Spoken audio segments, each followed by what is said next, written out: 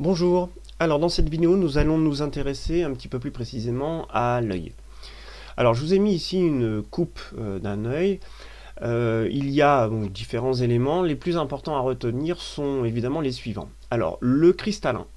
Alors le cristallin en fait va jouer le rôle de lentille en fait qui va faire converger les rayons lumineux qui vont donc traverser le cristallin. Une fois que les rayons lumineux vont avoir traversé le cristallin, ces rayons lumineux vont aller converger au fond de l'œil sur ce qu'on appelle la rétine.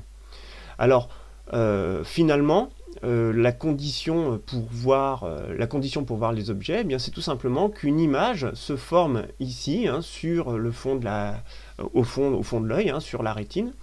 Une fois que cette image est formée sur la rétine, vous allez avoir un message chimique et électrique qui est transmis au cerveau via évidemment le nerf optique. Alors un autre élément important dans l'œil, c'est l'iris. Alors l'iris, il a une fonction importante, il va permettre de réguler la quantité de lumière qui rentre dans l'œil. En fait, il joue le rôle d'un diaphragme, comme un appareil photo. Alors, en fait, l'iris est coloré, c'est ce qui donne la couleur des yeux. Mais sa fonction principale donc, est de réguler la quantité de lumière qui va rentrer dans l'œil. Et alors la partie qui donc n'est pas recouverte par l'iris, que je représente ici, c'est ce qui apparaît noir quand vous regardez les yeux, c'est ce qu'on appelle la pupille. Donc finalement, vous voyez que la lumière va rentrer dans la pupille, et les rayons lumineux vont aller former une image qui se forme sur la rétine. Alors on peut modéliser un œil de la façon suivante. Donc si je représente l'axe optique, le cristallin, on va le représenter par une lentille convergente, de par sa forme, une lentille à bord mince. Et on pourrait représenter donc la rétine comme finalement un écran sur lequel doit venir se former une image nette. Alors, un œil, si je veux modéliser un œil, voilà, la modélisation d'un œil, ce serait ça, une lentille convergente et puis un écran qui joue donc le rôle de la rétine. Souvent, la lentille, le cristallin, qui peut être représenté par une lentille, on le représente par une lentille dont le symbole est OE pour œil évidemment. Alors si je veux rajouter l'iris, eh bien en fait je devrais rajouter un diaphragme, donc qui va empêcher les rayons extérieur, qui va forcer finalement les rayons qui arrivent près du centre optique à traverser donc le cristallin pour ensuite aller sur la rétine. Alors en fait, l'iris, donc qui joue le rôle de diaphragme, permet tout simplement de forcer l'œil à travailler finalement dans les conditions de Gauss, puisque finalement on va éliminer les rayons lumineux qui sont trop excentrés par rapport au centre du cristallin. Donc en fait finalement on force l'œil à travailler dans les conditions de Gauss pour que on ait une image qui se forme de façon nette sur la rétine. Donc la condition évidemment de vision nette, alors c'est quand même ça qui nous intéresse, ce qu'on appelle les conditions de vision nette, il n'y en a pas 40 000 conditions de vision nette, il faut tout simplement que l'image définitive, que l'image qui va se former, soit sur la rétine. Alors la rétine, je vais vous parler dans un premier temps uniquement d'un œil normal, on verra les différents défauts de l'œil un petit peu plus tard, mais si je prends un œil normal, et donc je vais prendre des valeurs moyennes, en valeur moyenne, la distance entre le cristallin et la rétine, on peut prendre en moyenne 15 mm. Donc ce sont des valeurs moyennes. Sachez que l'œil, c'est un des rares organes du corps humain que l'on a durant toute notre vie, depuis la naissance jusqu'à la mort, il n'y a pas d'évolution, c'est pour ça parfois on a l'impression que les nouveau-nés ont des gros yeux. En fait, ils ont les yeux qu'ils auront jusqu'à leur mort, nous avons la taille de notre œil depuis notre naissance jusqu'à notre mort ne change pas. Donc on peut, alors évidemment ça va dépendre d'un individu à l'autre, mais en moyenne on peut prendre à peu près donc 15 mm entre le cristallin et la rétine. Donc si la condition c'est d'avoir une image sur la rétine, hein, l'image que je peux noter A'B', eh bien ça signifie donc que dans tous les cas, il faut que la distance OA', hein, si O c'est le centre optique du cristallin, la distance OA' sera égale à 15 mm. Donc on a une position définitive de l'image. Bien. Alors maintenant, dans la vie pratique, de façon pratique, quels sont les objets que l'on voit net? Il suffit de faire un essai et vous allez constater, si vous avez un œil normal, hein, qui n'est pas corrigé, que vous observez des objets nets situés. Alors situés entre quoi et quoi? Si vous regardez très loin dehors, vous allez observer des objets situés à l'infini. Et vous allez constater que ces objets, vous les observez, et vous les observez bien, de façon nette.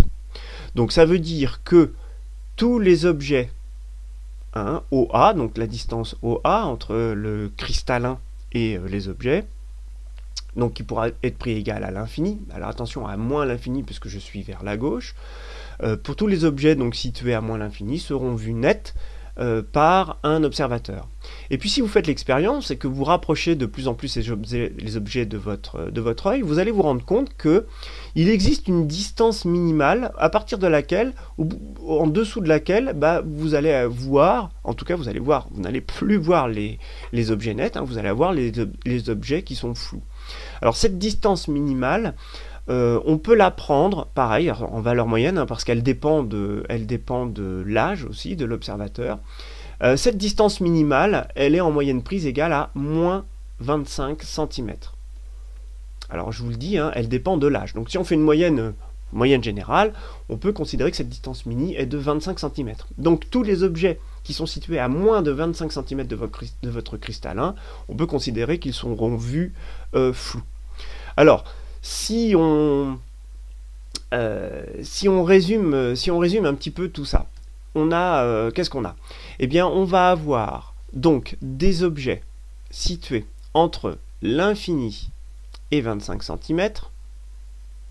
Tous ces objets-là sont perçus nets, autrement dit, ont une image sur la rétine,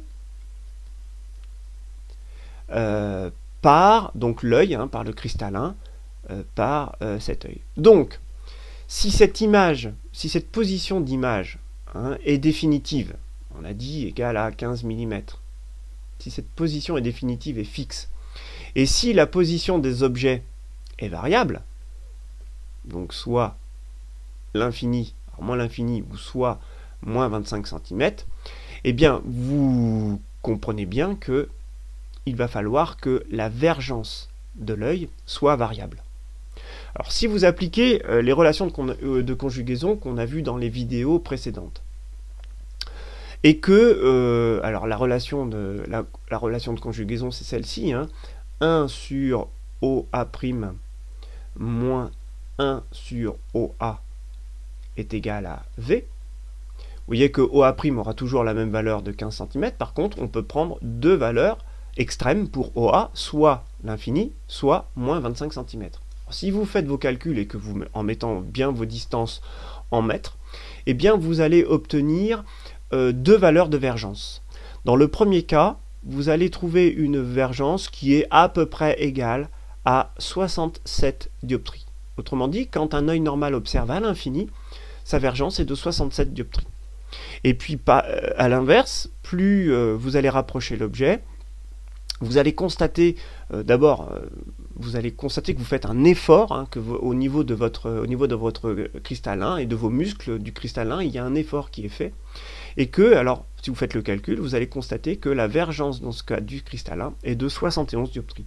Donc vous voyez que le cristallin, finalement, est une lentille convergente dont la vergence est variable et peut varier entre 67 et 71 dioptries. Alors, on va utiliser des mots de vocabulaire. Quand les objets sont le plus loin possible, vous allez constater que finalement votre cristallin ne fait aucun effort. Donc dans le cas où l'objet OA est situé à l'infini, eh bien on dit que l'œil n'accommode pas. Autrement dit, l'œil ne travaille pas, les muscles ne travaillent pas. On dira tout simplement que l'œil est au repos. Alors c'est une position agréable hein, que vous pouvez garder très longtemps.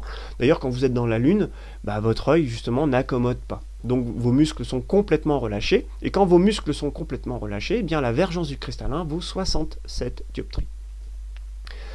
À l'inverse, quand vous observez un objet le plus proche possible, donc 25 cm, à 25 cm de votre œil, et bien dans ce cas, l'œil accommode, et accommode au maximum. C'est là où vous faites le plus d'efforts, donc accommode au maximum. Alors, en optique, on donne un nom à ces deux points extrêmes, donc le point le plus loin et le point le plus proche. Le point le plus loin, qui pour l'œil normal est ici égal à l'infini, le point le plus loin, c'est ce qu'on appelle le PR. Et le point le plus proche, donc ici 25 cm, c'est ce qu'on appelle le PP. Bien, alors PR, donc abréviation pour punctum, donc mot latin, hein, punctum remotum, donc c'est le point le plus éloigné, et PP. Donc on utilise évidemment ces abréviations, hein, PR et PP, ça va beaucoup plus vite, pour punctum proximum.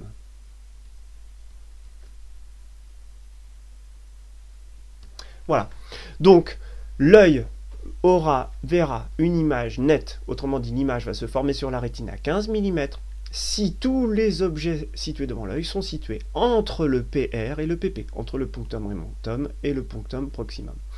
Alors maintenant, suivant l'œil que l'on a, et surtout les défauts de l'œil que l'on a, eh bien le punctum remotum et le punctum proximum ne sont pas les mêmes. Alors je vais vous mettre ça sous forme de tableau. Donc valeur du punctum proximum et valeur du punctum remotum selon les yeux. Alors si je prends un œil normal, on l'a déjà vu. Alors un œil est considéré normal si son punctum proximum est situé à 25 cm de lui et son punctum remotum, le point le plus éloigné, à l'infini. Alors, petite question de vocabulaire, l'œil normal, on l'appelle aussi œil hémétrope. Hémétrope, je crois qu'il y a 2 M, j'espère ne pas me tromper.